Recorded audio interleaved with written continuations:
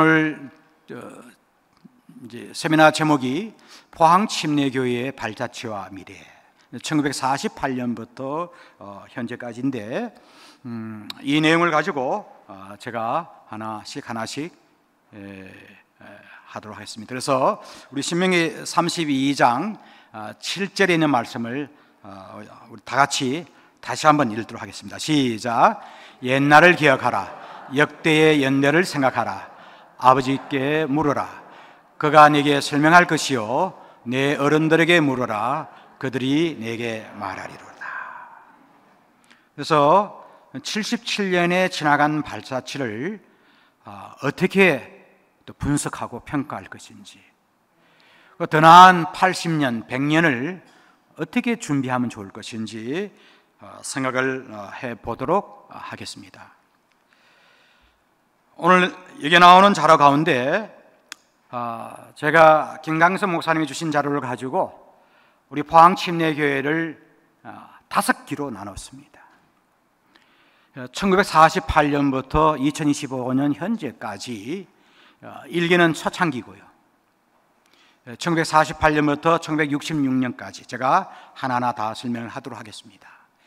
그리고 1966년부터 1983년까지를 제2기 재건기라, 그리고 1983년부터 2002년까지를 제3기인데 부흥기 혹은 성장기라고 이야기를 하고, 2002년부터 2024년 우리 김강섭 목사님이 12대 담임 목사님으로 오기 전까지를 안정기라고 제가 평가를 하고, 2024년부터 앞으로 향후는 도약기라고 제가 분석을 했습니다.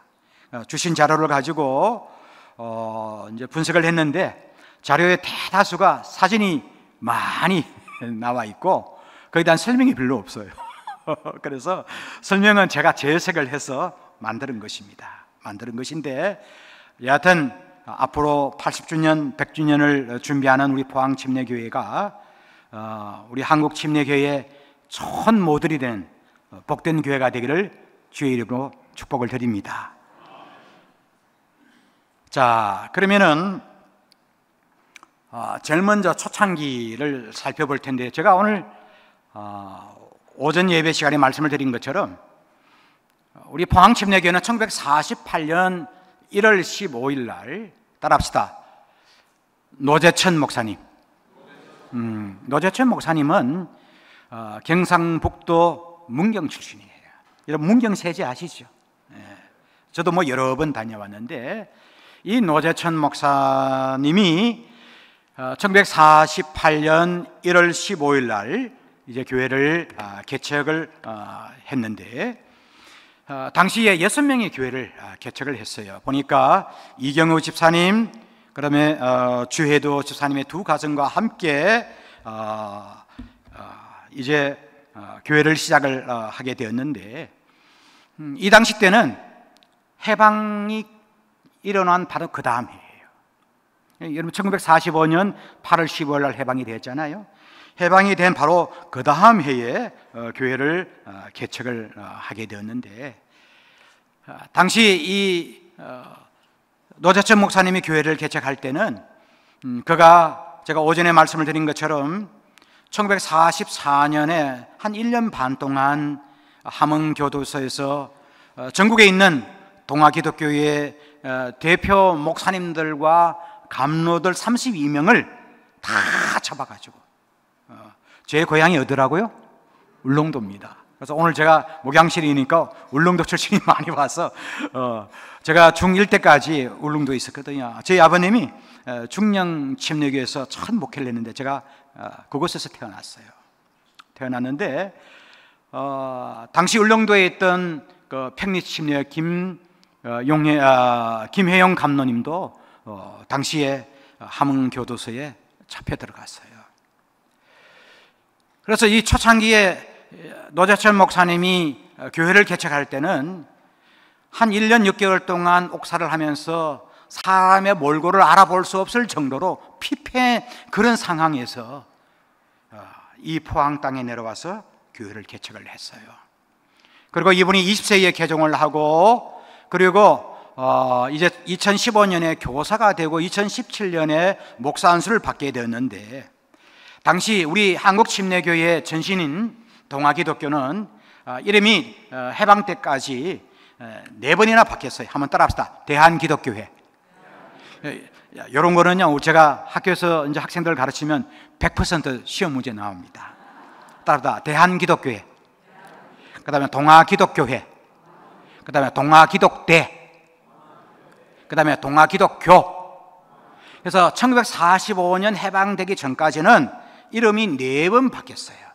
그 해방 이후에 대한기독교 침례회라고 바뀌었어요.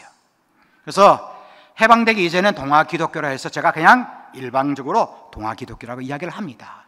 당시 동아기독교 때는 당시 한 250개 교회가 성장이 되었는데, 당시는 두 갈래 길이 있었어요. 일반 평신도들 사이에는, 요즘은 이제 교회에서 장로님을 세우잖아요. 안수사님을 이제 호칭 장로로 하게 되는데, 따라합시다. 감로라는 분이 있었어요. 그래서 일반적으로 250개 교회, 여러분께서 보시면은 250교회 모든 목양은 감로분이 하셨어요. 지금의 장로님하고 차이가 있었어요. 그래서 감로가 되실 분은 그 전에 직분이 뭐냐 하면 따라해 봅시다. 전도인. 뭐라고요? 전도인. 요즘 말하면 집사에 해당이 되는 거예요.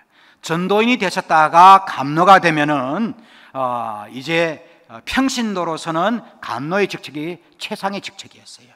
반면에 사역자들, 우리 김강섭 목사님 같이 내가 주의 종의 길로 가겠다는 분은 전도인이 되지 않고, 따라합시다. 쉽게 나오죠. 교사. 지금의 전도사에 해당이 되는 거예요. 그래서 교사가 되고 난 이후에, 따라합시다. 목사가 되는데, 지금처럼 담임 목사, 청빙을 받아서 한 교회 담임 목사가 되는 것이 아니라, 따라합시다. 순회 목사. 당시에는 목사하는 숫자가 적고 평신도 리더인 감로들이 주로 교회에 담임을 하는데, 당시 동아기독교회는 각 지역별로 충청도, 전라도, 경상도, 강원도 각 구역을 나누어서 그 구역에 이게 나오는 순회 목사를 한 6개월 전당 파송해요. 네가 가서 그 울릉도면 울도라 해서 울도 지역에 있는 교회가 당신이 6개월 정도 순회 목회를 하시오라고. 당시에는 총의 이름이 따라하다 대화회. 따라하다 대화회. 큰 대자에다가 합평할 확자예요. 그래서 평화롭게 회를 하시오라고 해서 대화회라 하는데, 이 대화회에서 자, 안희열 목사는 울릉도 가서 목회하세요 하면은 울릉도 가야 되는 거예요. 그래서 이 노재천 목사님은 주의 종의 길로 가기 위해서 교사가 되고 목사가 됐는데, 여러분 저 멀리 시베리아까지, 만주까지 목회하신 분이에요.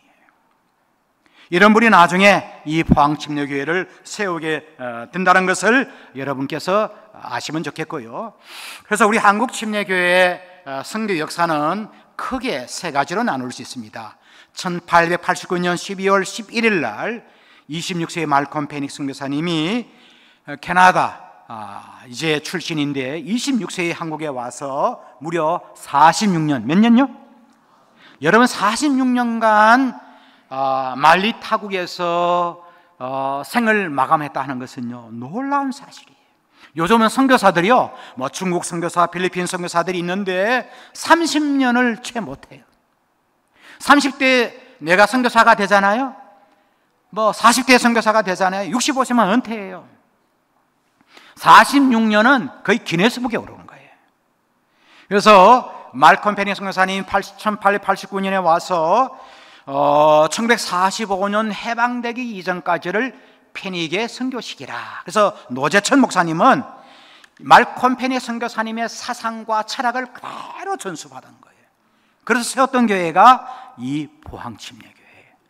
그리고 해방되고 난 이후에 1987년까지를 우리가 미국 남침례교 선교시기라고 해요. 이때는 여러분 앞에 잠깐 화면을 보여주시면은 1945년 해방되고 난 이후에 실제적으로는 1949년에 미국 남침례교회와 함께 페닉 선교사님이 250교회를 세웠는데 대다수가 다 북한과 만주와 시베리아에 있었지 이 남쪽 지역은 별로 없었어요. 남쪽에는 따라붙다 40개. 몇 개요? 250개 가운데 210개 교회는 다 북한과 만주와 시베리아에 있었고, 남쪽에는 40개, 그 40개밖에 없었는데 이 40개와 함께 말콤 베닝 선교사님의 정신을 이룰 수 있는 교단이 어떨까 하니까 미국 남침례교회. 그게 1949년에 제휴해서 1987년도에는 지금 우리 한국 침례교 해외 선교회 FMB라고 그래요. 포린 미션 보도록 하는 FMB가 설립되기 전까지를 미국 남침례교회 선교식인데, 이때에 우리 백학기 목사님이 아주 시대를 앞서간 목사님이 되셔서 미국 남침례교회 제휴를 잘해서 건강한 교회를 세울 수 있다. 얼마나 감사하니. 그래서 1987년 이후부터는 우리 한국 침례교가 자립적으로 성장을 하게 되는데, 그래서 이렇게 시기를 나누게 되는데, 먼저 그러면은 제가 여러분들에게 그 다음 사진을 올려주시기 바랍니다. 보시면은 페니게 선교식, 그 다음 제가 보시면은, 그러면 페니게 선교 시기를 하나하나 살펴보시면은 말콤 페니게 선교사님이 이제 26세에 와서 그가 46년간 실제로는 200개 교회를 세우고 250명의 사역자를 세웠는데 1935년에 주님의 품에 가게 되었어요. 그리고 10년이 지난 이후에 1945년까지는 250개 교회가 성장이 됐는데, 여러분 지도를 보시면은 대다수의 교회가 북한 동아기독교, 만주 동아기독교, 시베리아 동아기독교예요. 그게 86%예요. 남한 땅은 충청도와 영남권에 집중되어 있었어요.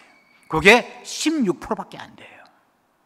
그래서 여러분 해방이 되고 난 다음에 북한과 만주와 시베리아는 다 공산화가 되었기 때문에 남쪽에 있는 교회와 미국 남침례교회가 제휴해서 이제 오늘 우리 한국 침례교회로 성장하게 되었는데, 자, 그러면 노자천 목사님의 이제 선교사역, 목회사역 탑3가 있어요. 그거를 잘 기억하십니다. 첫 번째는 다 같이 한번 따라해 보실래요? 만주 선교의 대가. 여러분 당시에 이 말콤 베닝 선교사님은 선교사역이 세 가지 정신이 있었어요. 한번 따라합시다. 신앙선교, 따라와 오지선교, 북방선교.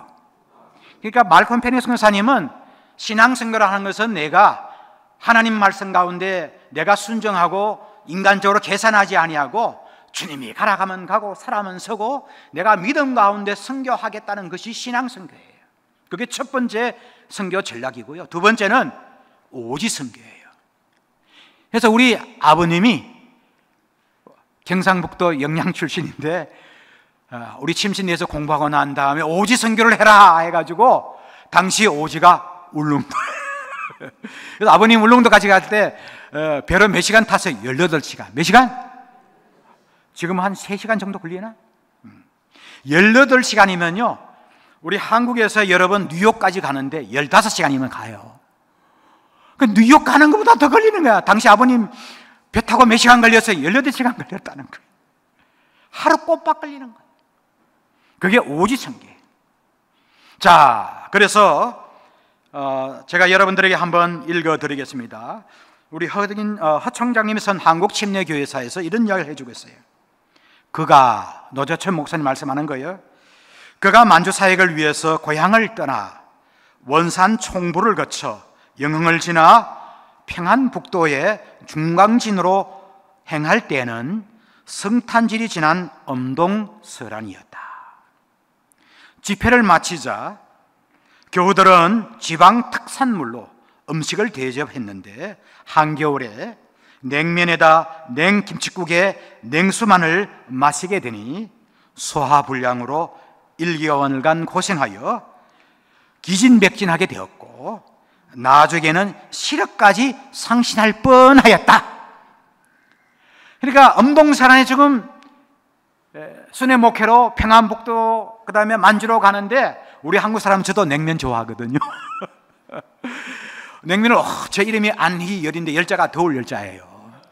그러니까 너무너무 더워서 제가 우리 김강섭 목사님 잠깐 말씀을 드렸는데, 제가 미국에서 목회할 때에 신방하면 우리 안희열 목사님은 냉면을 좋아한다 해가지고요, 5집을 신방하잖아. 다 냉면이야. 환장한다니까. 한 3번째 가면은 이제는 목구멍에 넘어가지도 않아. 근데 목사는 목회는 목회예요. 잘 먹어야 교인들이 좋아하는 거야. 그래서 그냥 하나님 소환은 주님께서 알아서 시켜주시고 여기 나오는 노재천 목사님도 마찬가지인 것 같아. 그러니까 우리 한국 사람들 워낙 냉면을 좋아하니까 그 엄동설 안에 냉면은 그때 냄김치국을 먹고 그냥 한 달간 고생을 칙설하게 한 거지 뭐. 만주까지 가서, 당시 만주에 우리 동아 기독교회가 몇 개가 있었냐면 따라합시다. 100개. 몇 개가 있었다고요? 100개나 있었어요. 이 남한 땅에는 불과 40개인데요, 저 만주 길림성에 100개가 있는데 제가 하나 도전하고 싶은 것은 그 100개 가운데 딱 한 교회가 남아있어요. 그게 뭐냐? 따라합시다. 종성동 교회. 따라합시다. 종성동 교회.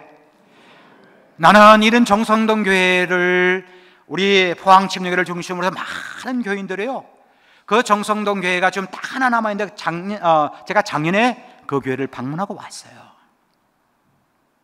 그 종성동 교회가 지금 중국 길림성 지역에 있는데, 여러분 중국 길림성 용정이라는 곳이 있어요.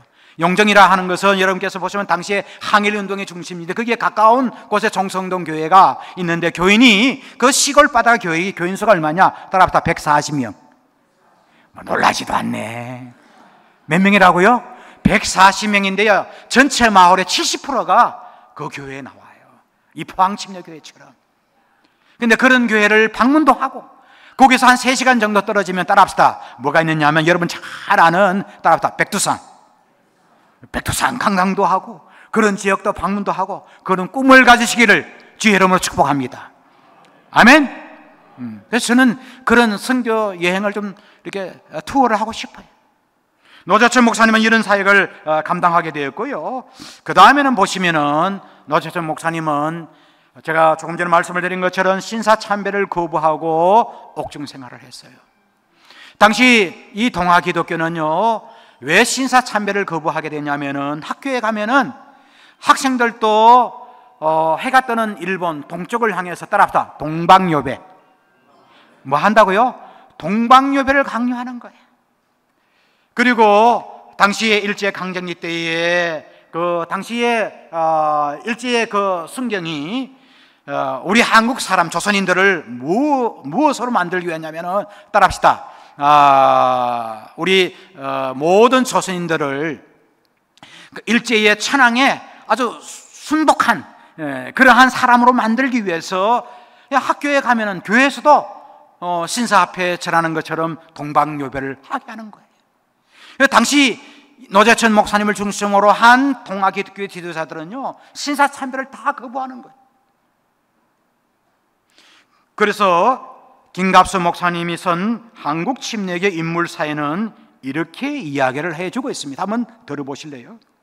1944년 2월 15일 함흥 형무소에서 병보석으로 나온 노 목사는 1년 6개월간 이미 깜빵살이를 한 거예요. 몸이 쇠약해질 대로 쇠약해져 있었다. 몰골이 유령처럼 변해서 알아볼 수조차 없었다. 회복할 수 있는 가능성은 거의 희박했다. 나는 예수를 모른다는 말 한마디를 안 하려고 온갖 갖은 고문을 감당했던 것이다. 노재천 목사님은 예수 그리스도에 대한 믿음의 절개를 꿋꿋이 지킴으로 우리에게 믿음의 길을 가르쳐 주었다.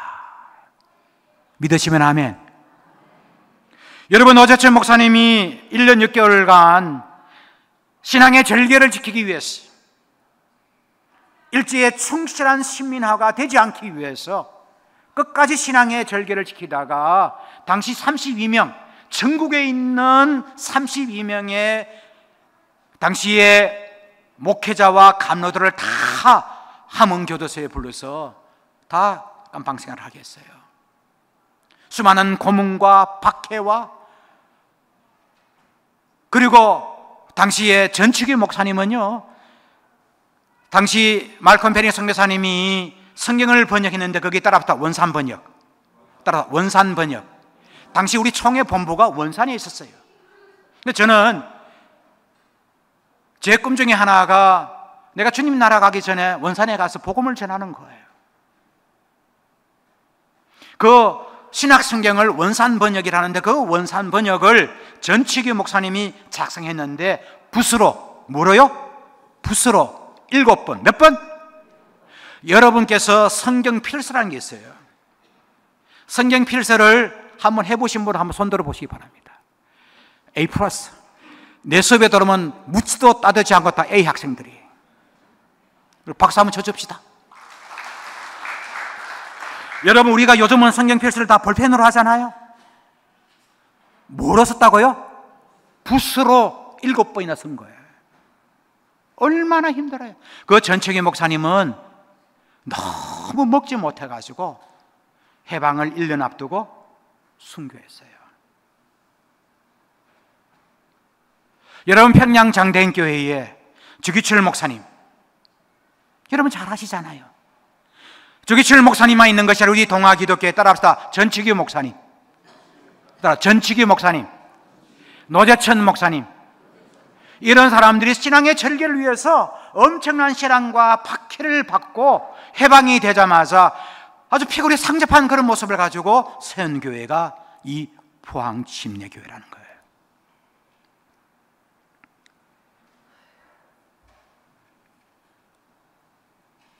그리고 노재천 목사님의 해방이 되고 난 이후에 우리 교단의 재건을 위해서 앞장서신 분이에요. 1945년 해방되고 난 이후에 북한은 사회주의 체제가 형성이 되고 남쪽은 민주주의 사회가 형성이 되어 있는 이 시점에 김갑수 목사님의 한국 침례교 인물사에서는 이렇게 이야기를 해주고 있습니다. 1946년 2월 9일 우리 교단은 충남 부여군에 있는 칠산교회에서 교단 재건을 위한 모임을 가졌다. 임시 의장으로 김용애 목사가 선출되었고 회의를 진행했다. 이란의 주요 의제는 남북한의 모든 교회가 함께할 때까지 임시회로 유지하기로 했다. 그 다음이 중요합니다. 임시 대리 감목이라, 감목은 지금의 총회장을 말하는 거예요. 그래서 다른 말로 임시총회장으로 노재천 목사가 선임이 되었다. 노재천 목사님은 해방이 되고 난 이후에 남북한 교회가 하나 될 때까지, 해방되고 난 이후에 지금 80년 동안 분단된 조국이에요. 그리고 임시의장을 맡아서 교단 재건을 위해서 앞장서신 분이 바로 이 교회를 창립했던 노재천 목사님이십니다. 이러한 정신과 이러한 귀한 역사를 가지고 있는 우리 포항 침례교회는요, 이런 초창기 선교 역사를 평가하면 3가지가 있습니다. 첫 번째는 다 같이 한번 따라해 보실래요? 그래서 오후 시간에는 잠이 오르지 않기 위해서. 사도 바울도 강의하기 힘들어. 예수님은 가능해요. 그래서 오후에는 생쇼를 해야 되는 거예요. 나의 의지와 상관없이 잠이 오기 때문에. 근데 우리 권사님 앞에 쫙 이렇게 그냥 눈을 그냥 바짝바짝 그냥 하니까 너무너무 감사합니다. 첫 번째, 따라합시다. 패닉의 신앙과 신학을 개성한 교회. 당시 동아기독교는 근본주의 신학이라. 근본주의 신학은 5개의 신앙을 가지고 있어요. 여러분께서 보시면은 성경 무엇을, 성경은 무엇을이죠. 그리스도의 처녀 탄생설 맞죠. 그리고 그리스도의 속죄, 예수 그리스도께서 우리를 위해서 속죄하셨고 그리스도의 육신적 부활 다 맞습니다. 이 근본주의 신학의 가장 핵심은 이 1, 2, 3, 4도 있지만은 무엇보다도 5번이에요. 한번 다 같이 따라해 보실래요? 그리스도의 임박한 재림 사상. 그리스도의 임박한 주님 오실 날이 멀지 않았기 때문에 하루라도 빨리 이방인들에게 복음을 전해야 한다는 사상. 그래서 노재천 목사님은 그냥 평안북도로, 함경북도로 저 중국 길림성 지역까지 가서 복음을 전하신 분이에요. 그 신앙으로 세워진 교회가 포항 침례교회. 두 번째는요, 목회자의 자전 변동을 겪은 교회. 노자철 목사님께서 교회를 개척하신 이후에 12년간 제가 보니까 준 자료 보니까 5명의 담임 목사가 교체가 됐어요. 1대부터 8대까지. 그래서 평균 1.5년. 그러니까 초기에는 교회가 이제 세팅이 되려면은 많이 힘들잖아, 그렇죠? 그래서 8대 목사님까지 평균 한 1년 반 정도 목회를 하셨고, 이 사이에 1953년도에 교회 건축도 하셨어요. 그래서 성전 건축을 한 것이 나중에 총회도 열게 됩니다. 그 다음을 이제 세 번째 보시면은, 이 초창기에는 어떤 일이 벌어지냐 하면은, 다 같이 한번 크게 읽어보도록 합시다. 시작. 교단 재건과 분열의 중심의 성교회라. 참 가슴 아픈 일은, 당시 40개 남아있는 교회가 미국 남침역의 교회를 통해서 이제 교회가 아주 그냥 고만고만하게 이제 성장하게 됐어요. 그런데 1946년에 노자철 목사님이 교회단을 재건을 하고 교회가 미국 남침역에 지휘하면서 성장하고 있었는데, 그 가운데 이제 갈등이 생기기 시작을 했어요. 말콤 페니 선교사님의 도움을 받고 성장한 그룹이 있고, 미국 남침내교의 도움을 받고 거기에 이제 힘입어서 이제 교단을 운영하는 사람들 사이에 의견 충돌이 일어나기 시작을 했어요. 그게 우리 한국 침례교회사에서 참 잊지 못할 아주 굴욕의 사건이에요. 그것이 바로 교단 분열이에요. 총회 분열이에요. 10년이거든요. 1959년부터 1968년까지 당시 페닉 선교사님을 중심으로 한 사람들이 뭉쳐있는 사람이 이 포항파. 그래서 1959년 여러분 보시면은 그 사진이, 지금 현재 사진이, 이거는 우리 김강섭 목사님이 준 사진이 아니라 내가 갖고 있는 사진이에요. 이거는 목사님이 준 것이 아니라 내가 갖고 있는 사진인데, 좌측입니다. 바로 포항측은 바로 포항침례교회에서 총회가 열렸어요. 그리고 우측에 보면은 소위 대전파, 이것은 미국 남침례교회와 함께 미국 해외 선교부랑 조인했던 사람들을 중심으로 해서 한 것을 대전파 해서 대흥동 침례교회. 그래서 10년간 분열이 됐는데, 우리 포항 침례교회가 또 이런 재건과 분열의 중심에 서게 되었어요. 나중에 10년이 지난 이후에 감사하게 또 하나가 되어서 지금 이제 한 3,200개 교회로 성장하게 된 것을 볼 수가 있습니다. 여하튼 초창기를 여러분 살펴보시면은 우리 포항 침례교회는 동아기독교, 특히 말콤 페니 선교사님의 근본주의 신앙을 가지고 그 토대에 세워진 교회가 이 포항 침례교회라는 것을 여러분께서 보시면 좋겠습니다. 자, 그리고 1966년에 여러분 잘 아시는 이제 백하기 목사님께서 1966년에 부임을 하면서 1983년 새 성전 대지를 구입하기 전까지를 따라합시다. 재건기. 이거는 안희열 교수가 만든 거예요. 어느 책에도 나와 있지 않은 거예요. 그래서 재건기라. 그래서 이 재건기 기간 동안에 여러분께서 보시면은 아마 저처럼 아마 이게 6학년 이상 되신 분이 참 많은 거예요. 거의 저도 이게 보면 뭐 이 그전에 또 이게 이제 태어나신 분들도 있는데, 우리 한국이 해방이 되고 난 이후에는요, 전 세계에서 꼴찌에서 두 번째예요. 여러분, 우리 한국이 현재 전 세계 경제 성장률이 랭킹 한 10위권 되거든요. 1인당 국민 소득이 $100밖에 안 됐어요.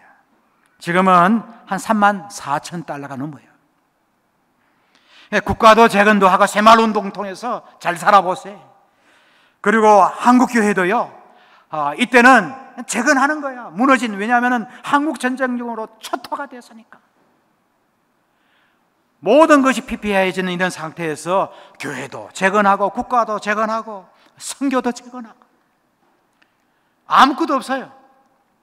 그래서 교회에서도 보면은 바로 이때에 우리 한국 침례교회에서는 유명한 부흥 강사들이 신앙을 제거하기 위해서, 그게 누구냐? 제가 존경하는 김충기 목사님, 오관승 목사님, 또 지덕 목사님. 여러분 지덕 목사님 아시죠? 제가 지덕 목사님 교회에서 5년간 사역을 했어요. 제가 나중에 말씀을 드리겠지만. 그리고 백학인 목사님, 이런 분들이 영적으로 막 신앙을 재건하는 거예요. 그 정신이 있다는 것을 잊지 마시기 바랍니다.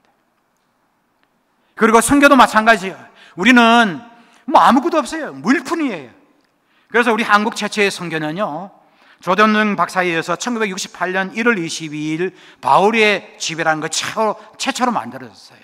그 바울의 집이 현재 합동책에서 선교훈련을 있는, 따라합시다, GMS.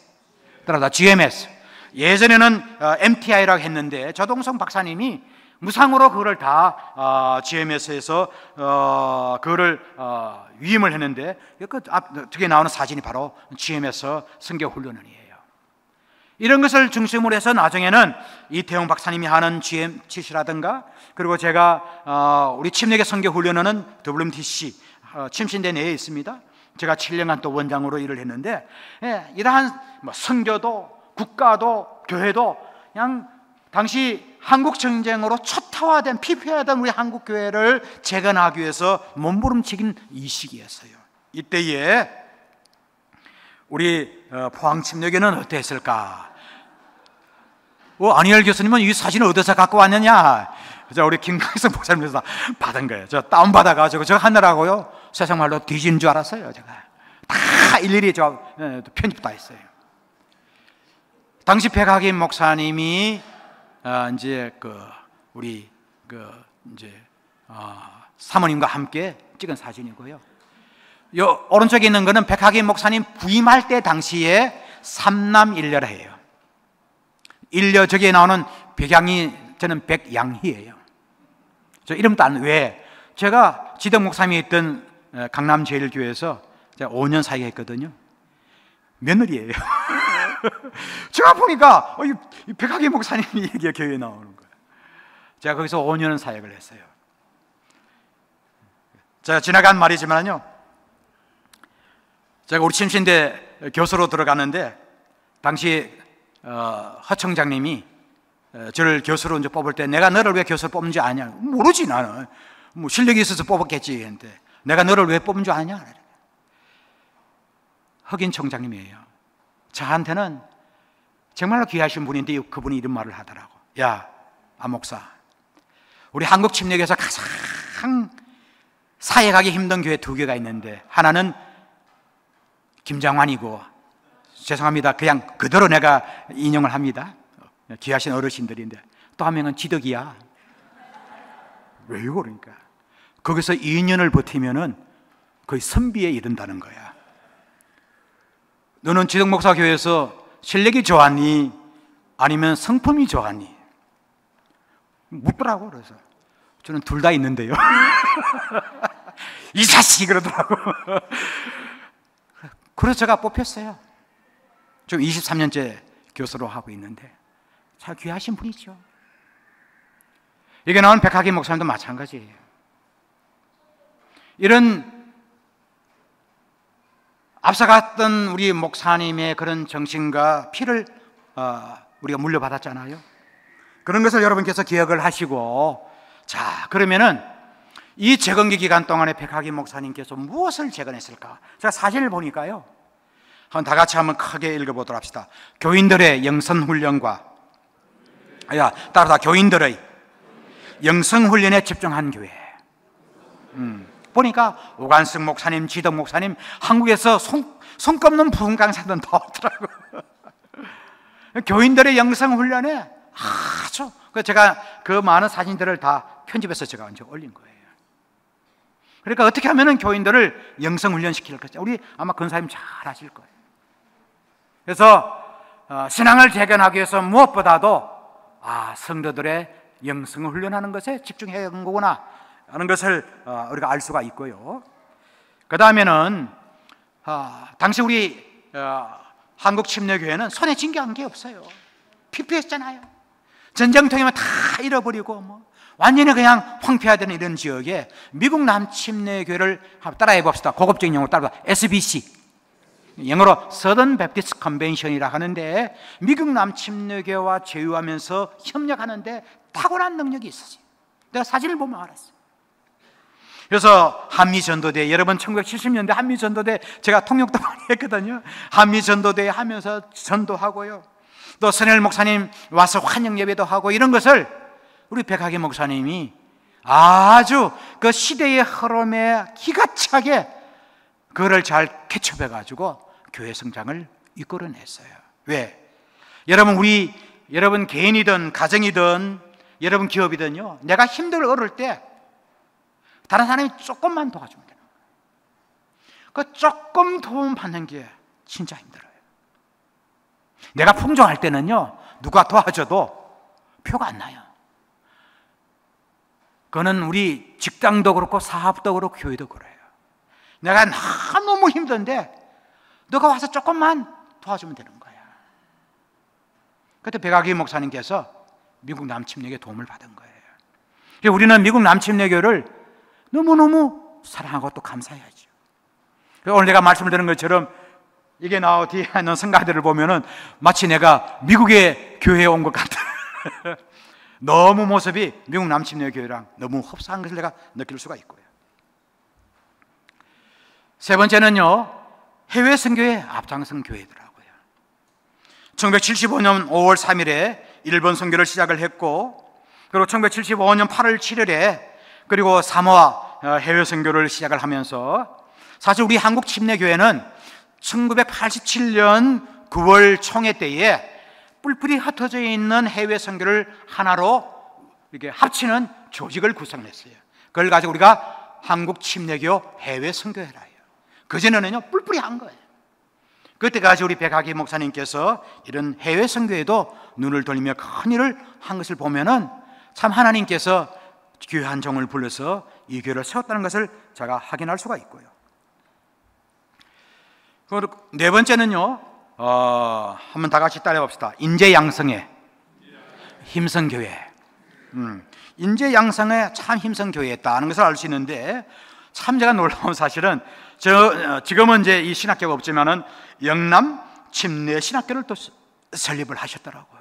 그래서 1977년 1월 21일 날 설립을 해서 학생들을 또 수료도 하게 하고, 교장은 우리 백학기 목사님이 하시고, 그리고 성서 연구 실록식도 하고요. 그리고 보면은 당시 이 영남권 지역에서 참 보면은 가장 앞서간 교회가 아니었는가. 그래서 안디옥 교회처럼 평신도를 훈련하고 제자 훈련시켜서 이런 인재를 양성하는데 앞장선 교회가 포항중앙침례교회라는 것을 알 수가 있습니다. 그리고 마지막으로는요, 이 재건기 시간 동안에 한번 따라해 보실래요? 재직자 훈련에 탁월한 교회. 재직 훈련에 탁월한 교회. 그럼 재직자가 누구냐? 집사님, 권사님, 그 다음에 안수사님, 이런 분들이거든요. 보면은 집사 안수식과 그 다음 안수사 안수식이 있는데요, 이런 것을 통해서 하여튼 재직자를 훈련한다는 그냥 따봉인 거예요. 이런 일들을 참 제가 사진을 보면서 그런 하나 이제 그 70년사 그 내용을 보면서 제가 이제 정리를 했습니다. 여하튼 백학기 목사님께서 이 한국 전쟁으로 인해서 피폐하고 황폐화되는 이 영남권 지역에서 이제 제 9대 담임 목사로 오셔서 이런 영적으로 교회를 든든히 재건하는 일에 큰 일을 하신 것을 볼 수가 있습니다.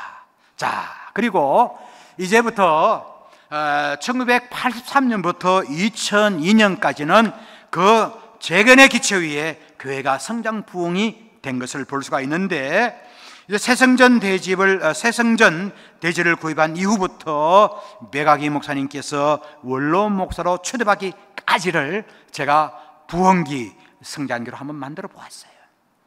그러니까 그 20년 동안 이 포항침례교회는 폭발적으로 성장했는데, 제가 참 많은 교회를 이제 가서 특강도 하고 설교를 하는데, 오늘 내가 우리 김 목사님께 말씀을 드리는 것처럼 1층에서 2층으로 올라갈 때에 이 계단이 있는 교회는 제가 포항중앙침례교회 처음 봤어요. 예. 그래서 포항침례교회에서. 그래서 포항침례교회 다른 데 가면은 2층은요, 그냥 엘리베이터 타거나 걸어서 올라가야 되지, 이렇게 1층에서 2층으로 올라가는 교회가 잘 없어요. 잘 없는데, 아마 교회가 성장하고 부흥할 때에 이걸 만들어 놨는데, 여러분 기도를 많이 하셔서 앞으로 1부 예배 때, 2부 예배 때 교인들이 차고 넘쳐서 이 계단에도 다 차곡차곡 세우시는 하나님의 놀라우신 은혜가 넘치기를 주의 이름으로 축원합니다. 믿으시면 아멘. 큰 꿈을 가지시길 바라는데, 바로 이때 우리 한국 교회는요, 특별히 도널드 맥가브란 박사라고 있어요. 여기 보면 수염이 나신 분이 있는데 한국 교회에 엄청난 영향을 끼쳤어요. 1980년대 90년대요, 강남에 열풍이 일어날 때 여러분 이동원 목사님, 하용조 목사님, 옥하는 목사님, 이런 사람들이 뭐 강남에서 그냥 교회가 세웠다면 폭발적으로 성장하잖아요. 다 누구의 영향이냐? 저 도널드 맥가브란 박사예요. 교회 성장 운동의 대가예요. 이 사람은 교회를 개척하려면은 네 군데, 네 지역에서 교회를 개척하라고 해요. 첫 번째는요, 이주가 많은 지역. 이주가 많은 지역은 뭐냐? 사람이 이주가 많으면은 정서적으로 심리적으로 불안하잖아요. 정서적으로 불안하다 보면은 하나님을 찾는, 신을 찾는 마음이 갈급해진대요. 그런 지역에 교회를 세우라는 거예요. 두 번째는요, 전쟁이 일어난 거. 우리 한국 교회는 정쟁의 상처가 많은 거예요. 그리고 이산 가족이 많아요. 아픔이 많아요. 그러다 보니까 이 신에 대한, 하나님에 대한 갈급함이 큰 거예요. 세 번째는요, 통제로부터 해방이 된대. 통제는 뭐냐? 마을이 통제를 받고, 더 나아가서 어떤 친척이 통제를 받고, 특히 인도는 카스트 제도예요. 우리는 카스트 제도가 없지만 얘는 통제로부터 해방된 지역은 이는 자유함이 있으니까 신앙생활에 대한 갈급함이 있고요. 마지막으로는 고급적인 용어입니다. 따라붙어 외적 문화화. 외적 문화가 뭐냐? 저는 아마 여기에 나오는 이제 6학년, 2학년 되시는 모든 분들은 외적 문화하는 것은요, 내 것보다는 남의 것을 좋아하는 거예요. 저는 남진 나훈아도 좋아하지만은 여러분 따라다 비틀즈. 남진 나훈아 노래보다는 비틀즈 노래를 들으면 사람이 좀 고급스럽게 보여요. 휘트니 휴스턴 여러분 들어보셨나? 이런 사람 그냥 괜히 그냥 팝송을 듣더라도 이런 사람 들으면 좀 뭔가 있어 보이는 거예요. 그래서 외적 문화가 일어나는 것은 뭐냐면은 내 것보다는 남의 것을 더 좋아하는 문화권에는 이런 교회를 개척하잖아요. 훨씬 더 교회 성장률이 높대요. 근데 요즘 젊은이들은 요즘 뭐죠? 그 캐드언이라고 여러분 만스터 킬러라고 요즘 이제 영화 완전 강풍이 일어나잖아요. 요즘 우리 젊은이 MZ 세대들은 외적 문화화가 아니라 따라서 내적 문화화. 내적 문화화. 남의 것보다는 내 것을 좋아하는 거예요. 여러분 자식 세대는요, 여러분 청소년들과 여러분 자녀들은 저는 외적 문화예요. 저도 미국에서 유학을 했지만은 내 것보다는 다른 것이 좋았어요. 숭늉보다는 커피가 좋았고요. 그러니까 숭늉물 마시는 것보다는 커피가 더 좋았어요. 밥보다는 빵을 더 좋아하고요. 이게 다 외적 문화인데 요즘 젊은이들은요, 따라붙어 내적 문화화. 내적 문화는 뭐냐? 요새는 보자 K-팝, K-푸드, K-뷰티. 하여튼 K자가 제가 한 2달 전에 미국 제가 들어갔거든요. 맨하탄에 제가 거기에 보면은 우리 한국의 홈플러스나 혹은 이마트 같은 곳이 있는데요. 거기에 보면은 제가 뉴욕에 있는 큰 마트에 가게 됐는데 들어가자마자 오른쪽에 K-뷰티라. 여러분 미국 사람들이요, 여러분 한국의 화장품 아모레, 더봉, 여러분 그걸 귀한 거로 좀 생각하세요. 주다낙. 아니 그래서 제가 그 뉴욕 맨하탄에 들어가서 그 마트에 갔는데 오른쪽에요, 가장 로얄 섹션에 한국 화장품이 이 두 줄로요 쫙 있는데요, 미국 애들이 바글바글해요. 그만큼 우리 한국의 음식이라든가 화장품, 영화, 드라마 인기 짱이에요. 요즘 우리 젊은이들은 따라서 내적 문화화. 그러니까 나처럼 우리 다음 세대를 다루면 안 되는 거예요. 우리는 내 것보다는 남의 것이 더 좋은 세대인데, 요즘 젊은이들은 남의 것보다는 내 것이 좋으니까 어떻게 되냐? 사람이 좋게 말하면 자긍심이 강한데 좀 이렇게 비판을 하면은 너무 독선적인 거야. 자기 의가 강한 거야. 여러분, 다음 세대 보면은 말을, 미안합니다, 쳐들어 먹지를 않아. 고집불통이야. 왜? 내적 문화가 강하기 때문에. 그런 사람들은, 저는 학교에 있다 보니까 20대 학생들과 다 하다 보니까 그래도 그들과 소통을 잘해요. 가능한 그들의 눈높이에 맞게 대화를 하려고 하는데, 여러분 내 스타일대로 하면요 맨날 제3차 세계대전이 집에서 일어나요. 그러지 마세요. 자녀를 다룰 줄 아셔야 되는 거예요. 여하튼 이러한 이제 우리 한국 교회가 이런 도널드 맥가버의 영향을 받아서 세계 20대 교회 가운데 무려 6개 교회가 한국에 있고, 그런 다 강남에 있어요. 그게 무슨 교회냐? 여의도 순복음교회, 강림교회, 소망교회, 여러분 잘 아는 충현교회, 사랑의 교회. 이야, 이런 가운데 우리 한국 선교도 폭발적으로 성장을 하게 돼요. 그래서 우리 한국 선교도 보면 단계 선교가 급증하고요, 88 올림픽이 끝난 이후에 1989년에 따라합시다, 해외여행 자유화.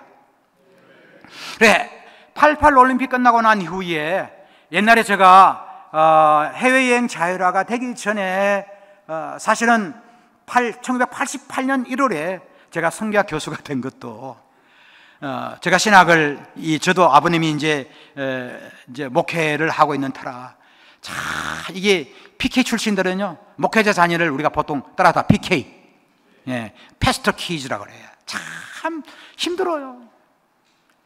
아버지 그늘 밑에서 성장하기가. 그래서 저는 학교에서 PK 출신들은 일단은 제가 그냥 극대우를 해요.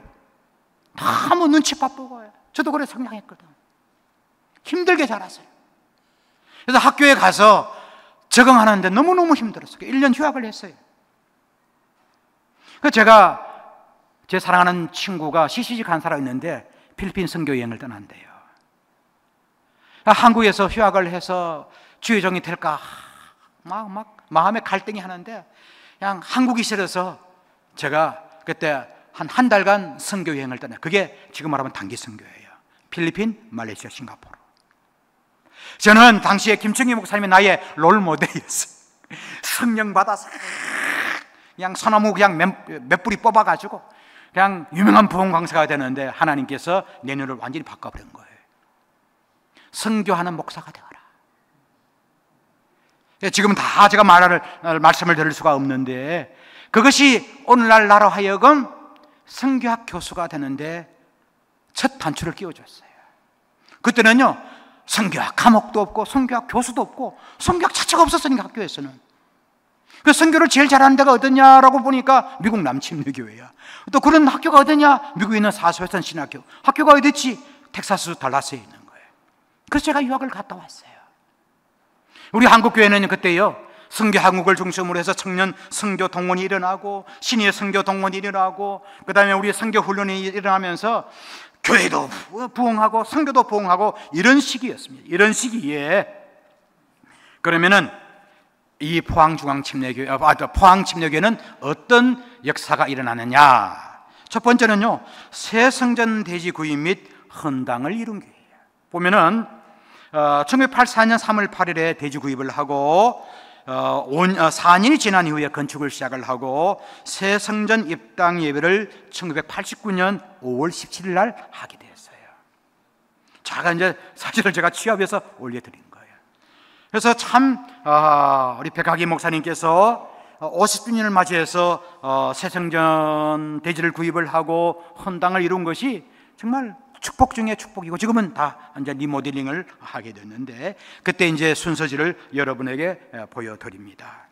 그리고 우리 포항침례교회는 세계 침례교인 대회가 서울 잠실운동장에서 열렸거든요. 보니까 적극적으로 또 세계 침례교인 대회에 동참한 교회더라고요. 그래서 백학기 목사님께서 세계 침례교인 대회의 지도위원이었고, 또 순서에 기도하는 장면에서 제가 한 컷 여기도 편집해서 올려드립니다.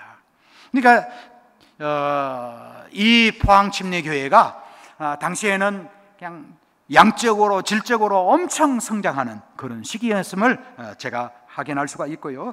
그리고 세계 선교 확장에도 엄청 힘을 썼는데 이제는 아까 사모아, 일본 선교를 뛰어넘어서 인도네시아, 필리핀까지 선교하는 그런 복된 교회가 된 것을 보면서 참 포항 침례교회가 시대를 앞서가는 그런 교회였음을 확인할 수가 있고요. 무엇보다도 참 감사한 것은 다음 세대 선교, 아주 탁월한 능력을 가지고 있었더라고요. 요즘은 다음 세대 사역이 너무너무 힘들잖아요. 보니까 여름 성애학교와 청소년 수련회가 얼마나 사진이 많은지 다 담을 수가 없어가지고 제가 여러분들에게 중요한 사진만 올려드렸어요. 그래서 1993년에 보니까 어린이 여름 성애학교를 하고 주제는 뭐 말씀대로 살려야 하는데, 이런 다음 세대의 선교를 꽃을 피우는 교회가 바로 포항 침례교회였어요. 그래서 백학기 목사님께서 성전도 건축도 하고 교회도 성장하고 그리고 다음 세대 사역도 잘하고 이런 세계 침례교회 대회 그리고 뭐 해외 선교도 확장하고 질적으로 양적으로 큰 부흥을 이룬 교회임을 다시 한번 제가 확인할 수가 있고, 다섯 번째로는 참 이것도 참 독특했어요. 제가 이제 강의를 준비하면서 다 같이 한번 읽어보실래요? 시작. 한국 침례교 뿌리찾기의 앞장선 교회라. 참 백학기 목사님이 뭐냐면 우리 한국 침례교회는 그 뿌리가 캐나다 토론토에 있어요. 말콤 페닉 선교사님이 캐나다 토론토 출신이에요. 그까지 가서 페닉 선교사님의 그런 모든 사적을 연구한 거예요. 거기서 집회도 하고요. 그 사진이 있어서 저도 깜짝 놀랐어요. 우리 백학기 목사님이 앞서 있는 우리 포항 침례교회가 처음 세워지고 성장할 때에 그 뿌리가 동아기독교가 말콤 페닉 선교사님의 그런 정신을 이어받던 것을 알고 캐나다 토론토에까지 가서 그 사적을 연구하고 집회도 하고 뿌리찾기 운동의 앞장선을 보면은 저 얼마나 감사한지 마음으로 박수를 많이 보냈어요. 우리 한번 하늘나라에서 우리를 바라보시는 우리 백학기 목사님께 감사의 박수 한번 드립시다. 할렐루야. 참 저는 뭐 다른 것들은 많이 있는데 이런 침례교 뿌리찾기에 앞장섰다 하는 것이 참 저에게는 인상적이었고요. 자, 이후에 우리 포항 침례교회는 안정기에 접어들게 되는데 2002년도에 보니까 백학기 목사님께서 원로 목사로 추대가 되고 조건식 목사님이 2024년에 은퇴하기까지를 저는 안정기라 이렇게 이야기를 하고 싶어요. 사실은요, 이게 왜 안정기라 했냐면은 앞에 있는 백학기 목사님이 무려 36년간, 그죠? 그냥 기라스 같은 탁월한 목사이기 때문에 그 다음 목사님은 참 힘들어요, 사실은. 왜? 너무 큰 산이 있으니까. 보니까 이제 이 안정기 기간 동안에 조건식 목사님 전에 다른 한 분이 한 1년 6개월간 하시고 조건식 목사님이 한 21년 정도 사역을 하게 됐는데, 사실은 이때는요 우리 한국교회가 정체기에 이르게 됐어요. 여러분 아시다시피. 그리고 교회가 침체하는 이런 시기인데 한국교회가 신뢰도가 추락이 되고 젊은이들이 교회 기피 현상이 일어나고 또 코로나 팬데믹으로 인해서 교회가 많이 힘든 그런 시기인데, 여러분께서 보시면 거기 도표가 나와져 있는데 2023년 통계예요. 보시면은 2023년 한국교회의 사회적 그 신뢰도를 보면요, 긍정의 평가는 21%밖에 안 되는데요, 부정의 평가는 74%예요. 기윤실. 그래서 이제 통계 자료를 보시면은 긍정 평가는 부정 평가가 많은 이때에 조건식 목사님 한 21년 사역할 때에 이때 우리 한국 교회도 힘들고 그리고 한국 선교도 이때 많이 힘들어요.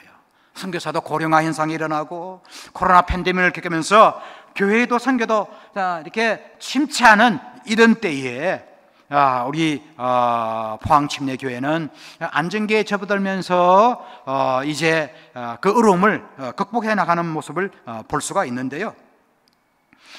그 첫 번째는 후임 목회자 이양에 성공한 교회라. 그래서 백학기 목사님이 36년간 사역을 하고 그 다음 후임자가 보니까 백영흠 목사님께서 혹시 백영흠 목사님께서 한 1년 4개월 하시고, 백영흠 목사님은 우리 백학기 목사님 자녀? 예, 한 1년 4개월. 그래서 나는 잘 모르니까 1년 4개월 하시고, 그 다음에 조건식 목사님이 식을 때 이제 담임 목사님으로 사역을 하셨는데, 이제 이래 보니까 백학기 목사님 36년을 했잖아요. 그럼 보니까 50주년 기념 창립 예배가 있는데, 이때에 부목사를 했던 정치호 목사님이 사임을 하고 도동침례교회에 담임 목사님으로 가셨더라고요. 그래서 정치호 목사님하고 저하고는 또 막한 사이에, 이번에 지난 7월에 울릉도를 방문하는데 저를 도와주셨거든요. 아버님이 마지막 목회했던 곳이 도동침례교회예요. 근데 이분이 지금 도동침례교회에서 무려 27년, 몇 년? 여러분, 한 교회에서 27년 하기 힘듭니다. 그게 바로 백학기 목사님의 그런 신앙의 유산을 잘 묻어받아서, 그래서 제가 정치호 목사님 물어봤어요. 목사님, 이제 마지막 이제 은퇴를 앞두고 어떻게 하겠습니까? 라고 물어보니까 자기는 이제 도동침례교에서 은퇴가 난 다음에 마지막은 그 나리침례교가 있어요. 나리침례교에 가서 마지막 묵회하고 싶다고 그렇게 말씀을 하셨는데, 여하튼 이 복무로 계시던 정치호 목사님이 백학기 목사님의 그런 정치를 잘 이어받아서 또 도동침례교에서 목회도 잘하고, 또 조건식 목사님이 와서 21년간 전임자의 그 뜻을 이어받아서 참 얼마나 힘들겠어요, 심적으로. 그러면서 이양에 성공한 교회라는 것을 볼 수가 있는데, 무엇보다도 중요한 것은요, 여러분, 우리 목회자든 우리 평신도든 우리 침례교회는 신약교회 정신을 가지고 있는데, 따라합시다. 3대 제자 만들기 프로젝트. 따라합시다. 3대 제자 만들기 프로젝트. 이 말은 무엇이냐면, 여러분께서 보시면은 바울은요, 예수 믿기 전에는요, 특히 여성들이 싫어하는 거예요. 아주 고집불통이고요, 다른 사람들과 소통이 안 되는데, 그가 다메섹에서 구원받고 난 이후에 하나님의 자녀로 부름받고 소명을 받고 난 이후에는요, 그 사도 바울을 도와주는 사람이 몇 명이냐? 따라서 80명. 몇 명이라고요? 그 80명인데 그 80명 가운데 25%가 여성들이에요. 옛날에는 주님의 제자가 되기 전에는요, 여성들이 가장 싫어하는 종족이 누구냐? 바울과예요. 소통이 안 돼, 고집불통이고 대화도 안 되는데. 그런데 그 곁에요, 여러분 잘 아는 브리스길라, 눈바, 베베, 마리아, 루디아, 수없는 여성들이요 바울의 편이 돼요. 그게 뭔지 아세요? 3대 제자예요. 중요합니다. 여러분, 바울은요, 그가 주님의 제자가 되고 난 이후에 그 첫 번째 제자가 누구냐면, 따라서 아굴라 브리스길라. 따라서 아굴라 브리스길라. 그 외에 80명의 1대, 그 다음 2대 제자들이 있어요. 바울은 1대예요. 2대에는 아굴라 브리스길라. 여러분 잘 아는 누가 있냐면 루디아, 베베, 그 다음에 스데바나, 수많은 많은 사람들이 있는데, 여기는 아굴라 브리스길라는요, 요즘 말하면은 평신도 장사꾼이에요. 장사의 귀재예요. 특히 뭐냐? 구두산업이에요. 여러분 사도행전 18장 1절과 5절에 보면은 텐트 메이커라 하는데, 텐트 메이커는 요즘 말하면은 어떤 직업이냐 하면은 소위 말하면 당시에 군인들의 가죽 옷을 만드는 사람. 그리고 신발은 무슨 신발이냐면 가죽 신발을 만드는 사람이 누구냐면은 바로 아굴라 브리스길라는, 요즘 용어로 따르다 가죽 세공업. 따라서 가죽 세공업. 가죽 세공업을 하는 사람이 아굴라 브리스길라는 돈을 많이 벌었어요. 이 사람이 고린도에서, 에베소에서, 로마에서 아주 그냥 성공을 해요. 그런데 그때에 고린도에서 함께 1년간 같이 생활하는 사람이 누구냐? 바로 바울입니다. 바울이요, 여러분 생각해 보세요. 고린도에 있던 바울은요, 당시에 하늘에 나는 새는 머물 곳이 있는데, 하나님께 나를 주의 종으로 보내주셨는데, 내가 머물 곳이 없어서 아굴라 브리스길라는 그 가죽 세공업, 그 소위 말하면 그 장사방에서요 1년을 같이 유하게 돼요. 여러분, 주의 종에 내가 머물 곳이 없어서 안수사님이 하는 그런 공장에서 내가 1년을 같이 한번 산다고 생각해 보세요. 누가 마음이 불편하겠어요? 바울이 불편하겠어요? 아굴라 브리셀라가 불편하겠어요? 바울이 얼마나 불편하겠어요?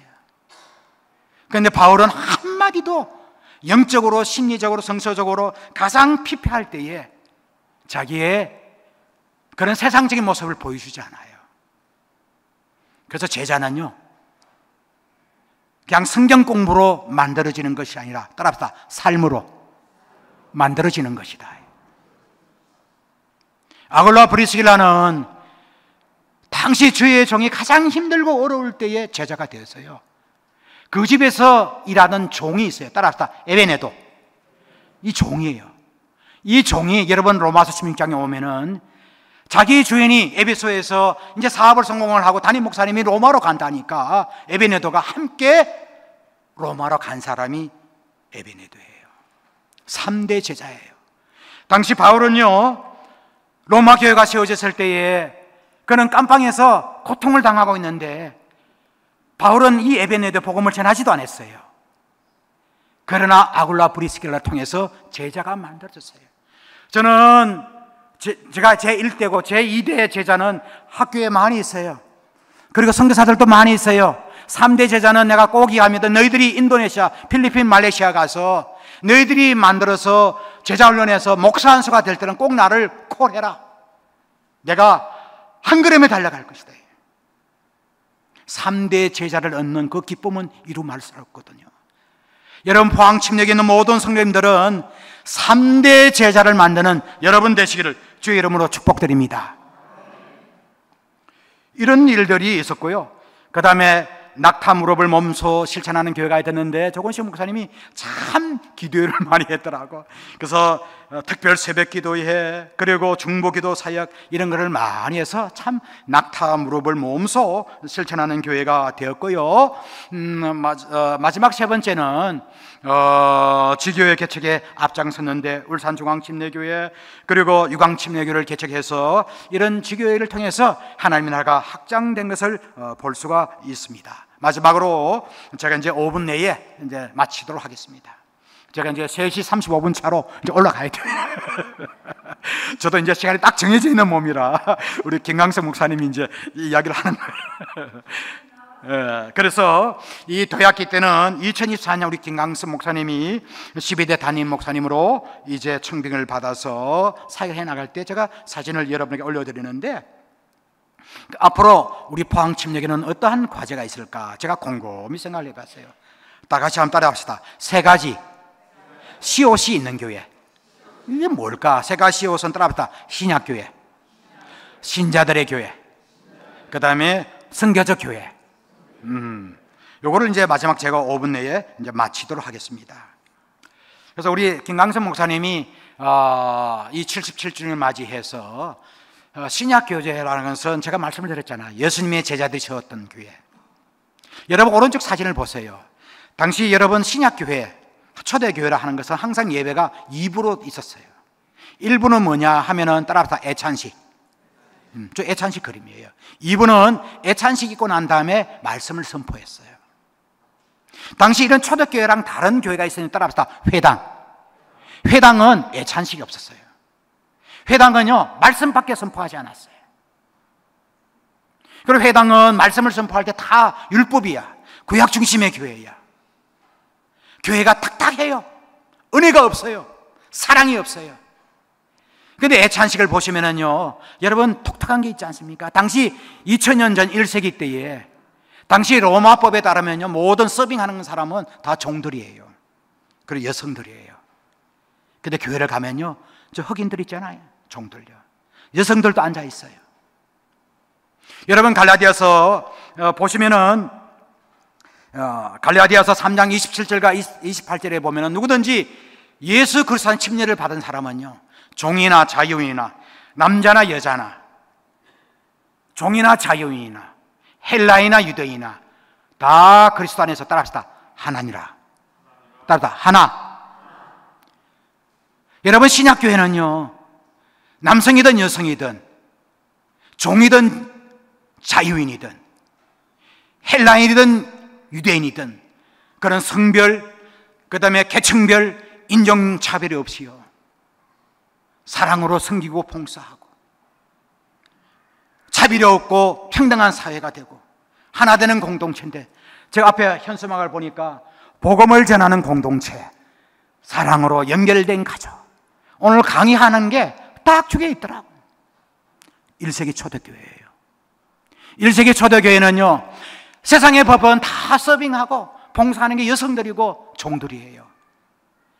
회당에 가면은 애찬식이 없고 먹을 것이 없는데, 교회 가면 당시에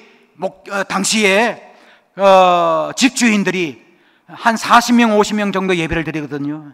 당시 1세기 때는 좋은 교회가 있는 것이 다 가정에서 예배를 드렸어요. 다 가정교회예요. 그 집주인들이 누구냐? 베베, num바, 아리스다고, 이러한 사람들이 자기의 모든 자산을 털어가지고 예배를 드릴 때에 종이나 자유인이나 신분의 차별이 없이 저기 보시면은 서로 섬기고 하나가 되고 헌신하는 이런 1세기 초대교회의 모습, 살아있는 뭔가 세상과는 달라야 되지 않겠어요? 당시 로마 사회는 다 신분 격의 차이가 있고 종들은 어디 감히 앉아서 밥을 먹어요. 그러나 함께 주인과 함께 밥도 먹고 사랑의 공동체가 되는 이런 아름다운 신약교회를 재현하는 복된 포항침례교회가 되기를 주의 이름으로 축원합니다. 두 번째는요, 바로 신자들의 교회입니다. 제가 오전에 말씀을 전한 것처럼 오늘 여기도 이제 영어 성경에 나와 있지만 베드로전서 2장 9절에 말씀에는 너희는 하나님의 거룩한 백성이여 왕같은 제사장이라 했어요. 보세요. 주님의 몸된 교회의 모든 사람들이 크라운 왕관을 쓰는데, 남성이든 여성이든 남성 사회, 여러분께서 2000년 전 교회는요 남성 중심의 사회였어요. 회당은요 당시 유대인 10명만 모이면 회당이 개척이 됐어요. 죄송하지만 여성들은 들어가지도 못했어요. 여러분 그런 교회 가시겠습니까? 당시 1세기 신약교회는요 여성이든 종이든 어느 누구든 신분의 차별이 없이 가서 애찬식 있으면 음식을 먹고 말씀을 들으면요 은혜가 넘쳐요. 그게 초대교회고 그게 신약교회인데, 한 걸음 더 나아가서 직분의 차이는 있지만은 모든 성도들이 따라붙어 왕같은 제사장.